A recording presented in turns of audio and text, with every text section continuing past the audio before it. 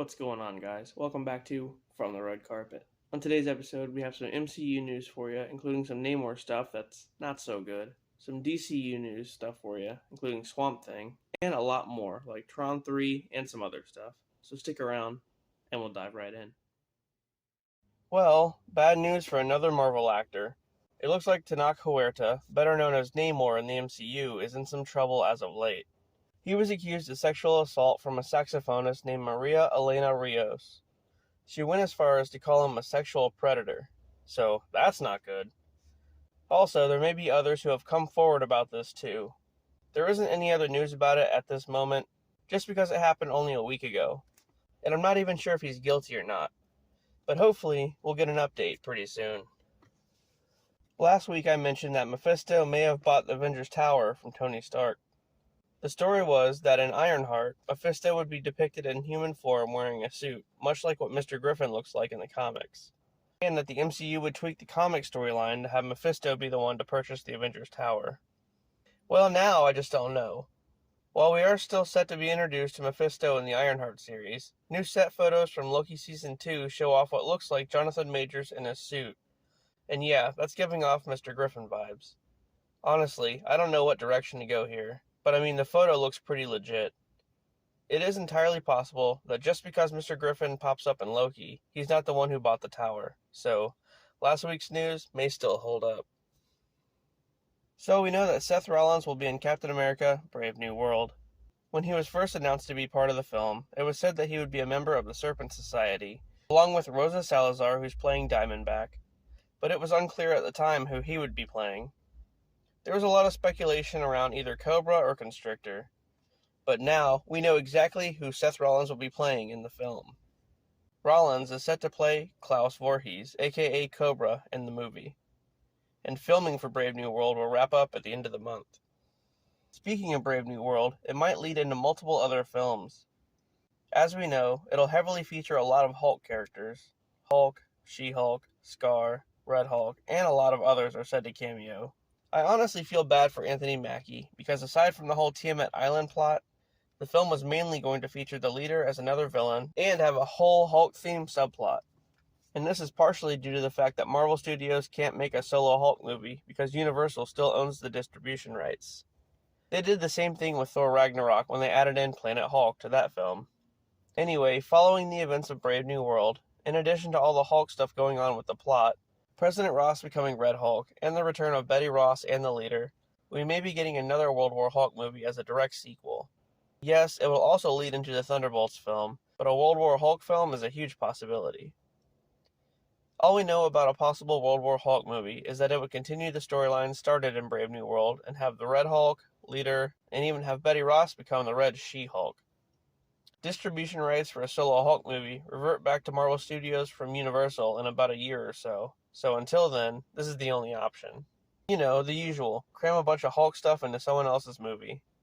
And if they end up making World War Hulk a Captain America movie, it'll basically be Captain America 5, and then they can definitely get away with it. But I don't think most fans will like that idea. Yeah, probably not. But hey, it worked for Ragnarok, didn't it? A while back, we finally got our Fantastic Four cast. But was it too good to be true? Apparently, due to budget cuts, we may be getting a whole new cast entirely. With actors like Adam Driver and Margot Robbie leading the film, Marvel Studios is said to have to dish out about $20 million per actor. And while that doesn't seem like a whole lot, you also have the issue of paying for all the CGI, and the sets, and the time at locations, and blah blah blah. There's a lot to account for. And not only that, but some actors ask for way too much money. Just look at Emma Stone. She was almost Sue Storm, but wanted way too much. My point being that Marvel Studios may not be able to afford such A-list actors for the roles. Which sucks, but it is what it is. It's not quite confirmed yet, but multiple sources have been talking about it. Some pretty bad news for Phase 5. Some of the release dates have been shifted around quite a bit. This was mentioned recently by Marvel Studios as they're trying to reformat Phases 5 and 6 after being halted to a stop from the writer's strike.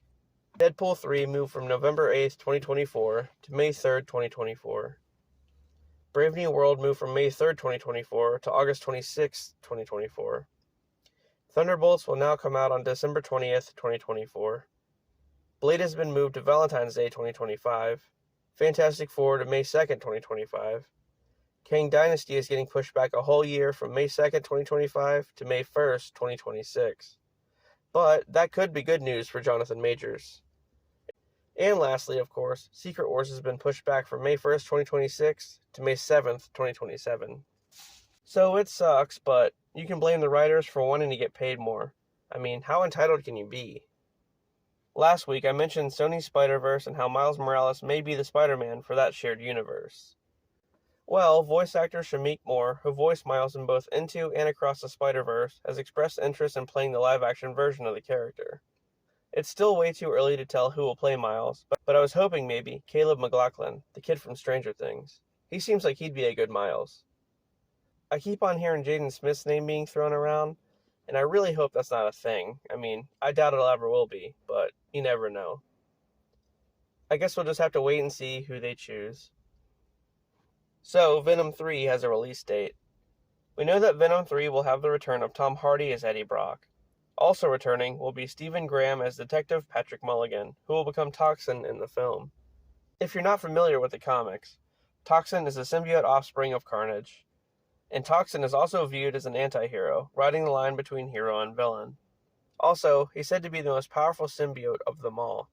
It'll be pretty interesting to see him come to life in the film, which is set to release in October of next year. Swamp Thing will be one of the first projects of the DCU aside from Superman Legacy. In the comics, Alec Holland is a scientist working out of a lab in the Louisiana swamp, who created a formula that basically solved world hunger. At some point, a couple of thugs break into the lab and blow it up, covering Holland in the formula and catching him on fire. He dives into the swamp, and you'd think that the formula changed his body into the surrounding swamp, but what actually happened is, I guess the swamp absorbs his consciousness and takes human form, becoming the Swamp Thing. Pretty much like a prototype situation. And I guess it was finally made clear in the comics that Swamp Thing is not Alec Holland. He just died from his injuries of the accident, but Swamp Thing just took on his memories or something.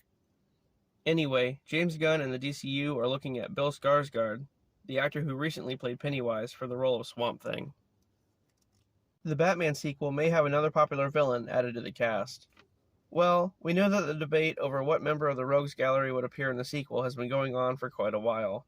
Not too long ago, it was said that Clayface would be in the film, and he may still be the main villain. And of course we have that unfinished Joker arc. Well, as of now, Harvey Dent, aka TwoFace, is said to be in the movie. Both Josh Hartnett and Joel Edgerton are the two frontrunners for the role at the time. Also, it's been reported that he won't be a main villain, but just a side character.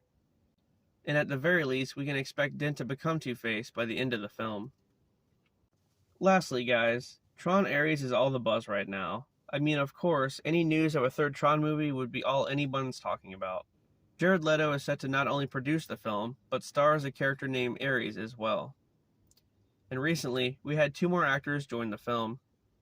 Evan Peters, most known for American Horror Story, X-Men, and Dahmer, will be playing the film's villain, Edward Dillinger Jr., a role previously played by Cillian Murphy. Also, Jodie Turner-Smith will be the female lead of the film, however, her character has no name at this time. Alright guys, well, this has been another episode of From the Red Carpet. If you liked the content, please don't forget to like and subscribe for more, and with that, of course, I'll see you on the next one.